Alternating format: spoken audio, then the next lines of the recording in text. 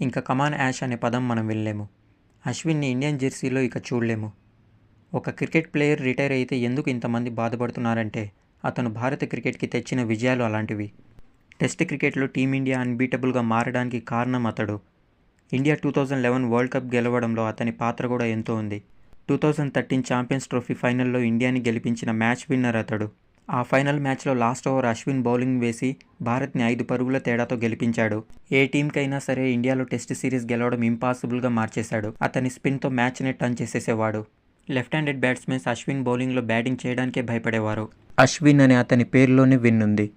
భారత విజయాలకి ముఖ్య కారణమైన అశ్విన్కి 2014లో అర్జున అవార్డుతో సత్కరించింది భారత ప్రభుత్వం. అశ్విన్ ఇండియా తరపున 287 మ్యాచెస్ ఆడాడు. 765 వికెట్స్ తీశాడు. అందులో 37 5 వికెట్ హాల్స్ ఉన్నాయి. ఇంకా బ్యాటింగ్ విషయానికి వస్తే 4394 రన్స్ స్కోర్ చేశాడు. అందులో 6 సెంచరీలు ఉన్నాయి.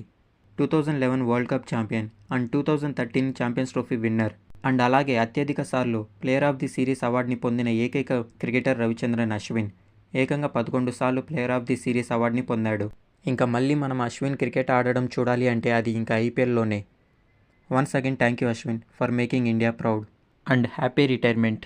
ఈ ఇన్ఫర్మేషన్ కనుక మీకు నచ్చినట్లయితే లైక్ చేయండి అండ్ ఇలాంటి మరిన్ని వీడియోస్ కోసం సబ్స్క్రైబ్ చేసుకోండి. Thank you for watching.